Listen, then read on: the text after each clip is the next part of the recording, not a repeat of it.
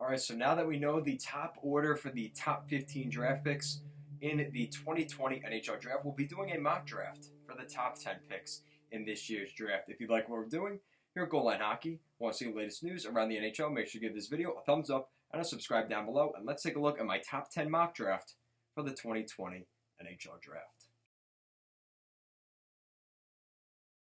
All right, so here we are, as now we are in mid-August. The play-in rounds are over. The qualification rounds are over. We've started to see round one get underway. And now we're going to be taking a look at the teams that didn't get in or the teams that missed the playoffs. We'll be doing a mock draft here for August. And starting things off at number 10, we have the Winnipeg Jets.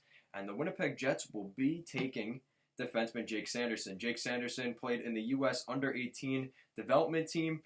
He is a great defenseman for the U.S. team this year.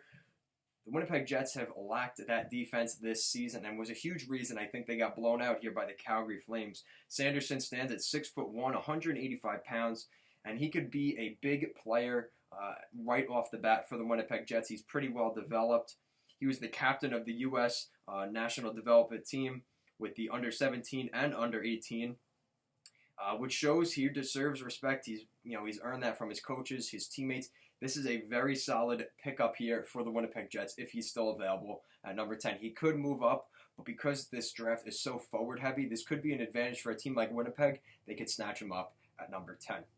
So now we move on up to the Minnesota Wild, and the Minnesota Wild are an interesting scenario here. They could pick up the Yaroslav Askarov goaltender. They could pick up another player as well. I think the guy that we will see really in the interest here for the Minnesota Wild is centerman Anton Lundell. Two-way forward, played with HIFK in Finland. He's a great two-way left shot forward. Lundell stands at 6'1", 185 pounds, same size as Jake Sanderson. He had 28 points this season. He did well in the 44 games with Liga this season, putting up playing 15 minutes and 49 seconds average ice time in his 44 games. This is a solid pickup for the Minnesota Wild at the number 9 spot. They also will be picking up a first-round pick from Pittsburgh next season. They probably would have liked to have 9 and 15, but they could be getting better next season. So this is something to keep an eye on here with the Minnesota Wild. I think this is a great pickup. If he lands there at number 9, that's a steal for the Minnesota Wild. This guy looks very solid. I think in most drafts he would go in the top 5, but because this draft is just so depth heavy and just very solid, I think he will fall to number 9 to the Minnesota Wild. So we're taking a look at number 10. We've got Jake Sanderson, the left shot defenseman, and then the Finnish centerman and Anton Lundell at 9 to the Minnesota Wild. So now we move on up to number 8, where we have the Buffalo Sabres. And the Buffalo Sabres, this is kind of an interesting spot now because there are going to be plenty of wingers. They're going to get, not to say the scraps, I hate to put it that way, but they're going to be getting the scraps of Cole Perfetti, Lucas Raymond, Alex HOLTZ. So whichever team that Jersey or Montreal or one of those teams doesn't take, that's who's going to fall to Buffalo. And it's still going to be a solid player. But based off of how things look, here I'm going to go with Lucas Raymond going at number 8 to the Buffalo Sabres. Now, you may be saying, Lucas Raymond going all the way at 8. He was projected to be in the top 5 this year. Yeah, but this draft is different. Remember, we're in the year 2020, so crazy things tend to happen this year. So I think Lucas Raymond will be going to the Buffalo Sabres. I think he'd be another great addition there to that team. You add a little bit more Swedish to that group. Lucas Raymond had a pretty solid season. He was always projected to be a good player. He's got a high hockey IQ, helps him offensively, and is reliable defensively. He scored 10 points, 4 goals, 6 assists, and he averaged a little under 10 minutes of ice time in his 33 games with the Swedish Hockey League last season. He's projected to be another top 6 forward in the NHL. Some guy that could maybe push out a guy like Kyle Poso out of the lineup. I think this would be huge for the Buffalo Sabres. Address some needs on the wing, add some depth to that forward group that's been an issue for the Buffalo Sabres. A guy to play with Jack Eichel potentially in the years to come. This is a great pickup here at number 8 for the Buffalo Sabres. So now we move on up to number 7, where you've got the New Jersey Devils, and they will be going with the right winger from Djurgården, Alexander HOLTZ. This is another great pickup for the New Jersey Devils. Alexander HOLTZ looks like a very promising player with left shot center Nico Hischier and Jack Hughes as the main pieces for this group here for the New Jersey Devils. Adding a right winger in Alexander HOLTZ. He's 6 foot, 192 pounds, a strong skater, and can get a hard, accurate shot off. That's his big piece here. You're almost kind of reminds me of a Phil Kessel-esque player. He's very known for that shot. And I think that's going to be a big factor in acquiring a guy like Alexander HOLTZ. That's really what the Devils are looking for. They could get that here in Alexander HOLTZ. He led all under 18 players in the Swedish Hockey League with 16 points and tied for the lead in goals in the league with 9. So a pretty solid season for Alexander HOLTZ. He probably is going to fall somewhere between 4 and 8 in this draft. I have him going here at number 7 here to the New Jersey Devils. I think this is a great pickup for the Devils just to add and complement to that forward group that they continue to add. It may make a guy like Kyle Palmieri more expendable going into next season. That's something we may see happen for the New Jersey Devils. So now we move on up to number 6, where we've got the Anaheim Ducks. And this is a big pick for the Ducks. They've been drafting in the top 10 a couple of times the last couple seasons. Troy Terry, Sam Steele, Isaac Lundestrom, and Trevor Zegras last season, who looks like a gem. So this is a big pick here for the Anaheim Ducks. I think they're going to continue to add to that forward group, and I think they will be selecting from the Saginaw Spirit in the OHL centerman, Cole Perfetti. Cole Perfetti just looks like a great piece for potentially going to the Anaheim Ducks. He's looking like another Trevor Zegras-esque player here for the Ducks. I don't see how the Ducks would pass on him here at number 6. As much as Perfetti's skill level stands out, it's his smarts and the high hockey IQ. He's 18 years old, left shot forward, 5'10", 177 pounds. To always be in the right spot in all 3 zones, so he's very good in all 3 zones. The neutral, offensive zone, defensive zone, he's good in all those spots. Perfetti doesn't have the flash of other players in the draft, but he's just an all-around good player, and I think the Anaheim Ducks could use a guy like that to add to that already great forward group. Like I just mentioned, a guy like Zegras, Lundestrom, Steele, Terry, those guys are going to be huge. And I think a guy like Perfetti just jumping into that equation is just a huge piece to add to the mix for the Anaheim Ducks in their rebuild. So now we move on up to number 5, where we've got the Ottawa Senators with their first, well, it would be their second pick at this point in the draft. And I think we're going to see the Ottawa Senators select the best defenseman in this draft, right shot defenseman Jamie Drysdale out of Erie of the OHL. Jamie Drysdale, after taking a top forward, the Ottawa Senators can opt here for the best defenseman in the draft. You've got an 18-year-old, a complete player, able to skate the puck out of his zone and lead the breakout or smartly and accurately pass the puck up the ice. This is the guy that the Ottawa Senators need on that blue line. You already look at guys like Brandstrom, Shabbat, and then you add Jamie Drysdale to that mix. That's pretty solid for the Ottawa Senators, and a huge piece on the right. Now he's a right shot defenseman. I think this is just another great piece for the Ottawa Senators as they try to rebuild that team from the ground up. I think adding a guy like Jamie Drysdale was a no-brainer here for the Ottawa Senators. He's a great offensive defenseman. His defensive issues have been here and there. Kind of reminds people a lot of a guy like Jake Gardner, who's with the Carolina Hurricanes a couple of years with the Toronto Maple Leafs.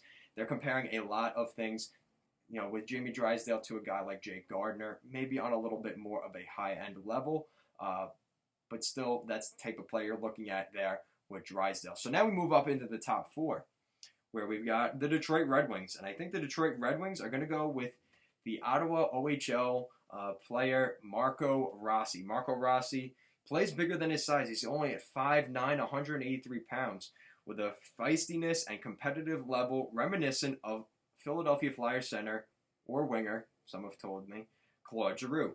Rossi led all CHL players with 120 points, 39 goals, and 81 assists in 56 games. He willingly goes to the net to produce offense, and his high hockey IQ makes him a solid two-way player who can kill penalties. And the Detroit Red Wings, Steve Yzerman, is going to be looking all over the league for a guy like Marco Rossi, and it's going to fall right into his lap with that number 4 pick. Yes, the Ottawa Senators did not get Alexis Lafreniere or Quinton Byfield or possibly even Tim Stützle, but they are not losing at this draft with a guy like Marco Rossi.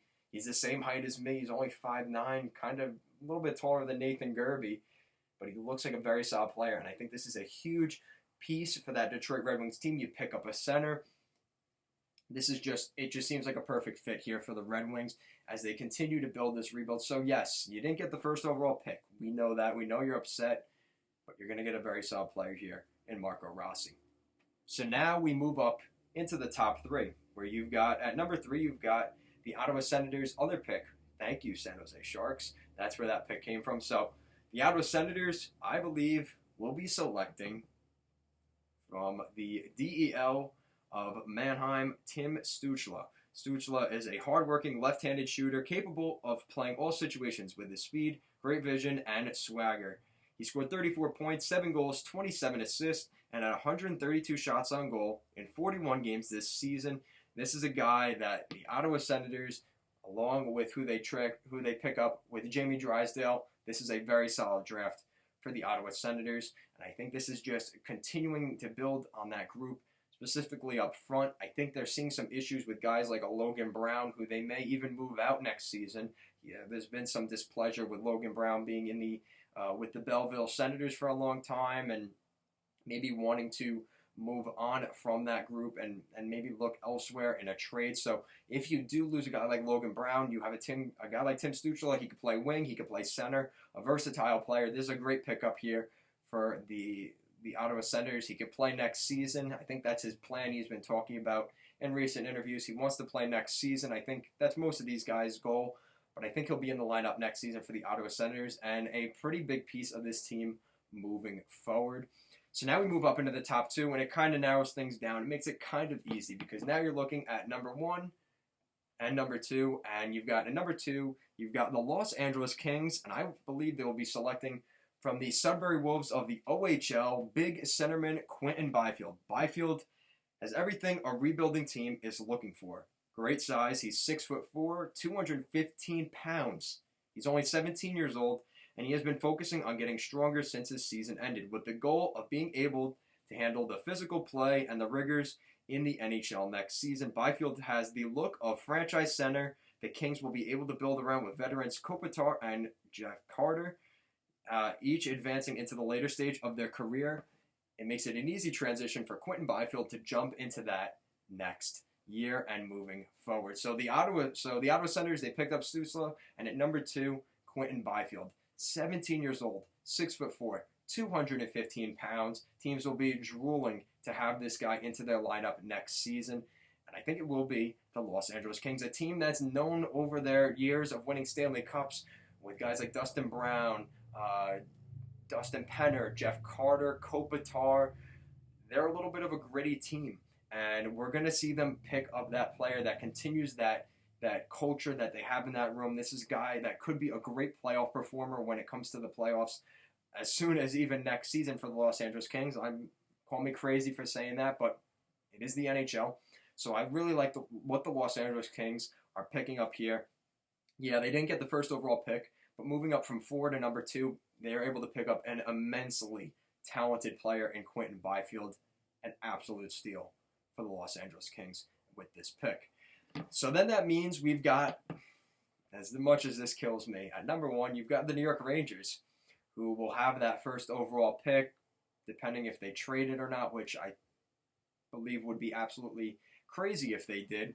But they will be selecting, with the first overall pick, I don't think anybody's too surprised here, from the Rimouski of the QMJHL, Alexis Lafreniere. Lafreniere is the best player in this year's draft. Elite puck skills, high-end decision-making, and a physical edge make the 18-year-old forward, 6'1", 193 pounds, an easy decision for the Rangers. They already have guys like Panarin, Kreider, Zibanejad, and you just add to that mix. Bring in a guy like Lafreniere, Capo Caco. I mean, the list goes on. The Rangers have plenty of forwards in that group. It's going to be one of the best forward cores in the NHL, in my opinion. It's going to be tough to beat this New York Rangers team moving forward. Lafreniere adds another edge to this team that I really don't think they have enough of. You know, I think Kreider has that. You've got a guy like Brendan Lemieux in the bottom 6 who has that, Greg McKegg. But a lot of those guys like Kreider, guys like Zibanejad and Panarin don't really have that, that real grit factor when it comes to the playoffs. And I think that really hurt them in this series against the Carolina Hurricanes. You had a guy like ALEXIS Lafreniere, in 3 or 4 years from now, that's a kind of guy you could be seeing stir up things in the corner. He's very difficult to play against in puck battles around the net. So I think the New York Rangers get an absolute steal, a player that they absolutely need in terms of how he plays. I think this is a great pickup for the New York Rangers, a no-brainer at the #1 spot. So let me know in the comments section down below. I'll do a quick rerun here real quick while I'm talking of the top 10 in this year's draft. Let me know, what do you think of my predictions for the first top 10 picks in the 2020 NHL Draft? Do you agree with me? Do you not agree with me? Let me know in your comment section down below what you think of my draft, and what would you do to change that? Let me know in the comment section down below. And if you like what we're doing here at Goal Line Hockey and want to see the latest news around the NHL, make sure to give this video a thumbs up and a subscribe down below. Thank you so much for watching, and have a great day.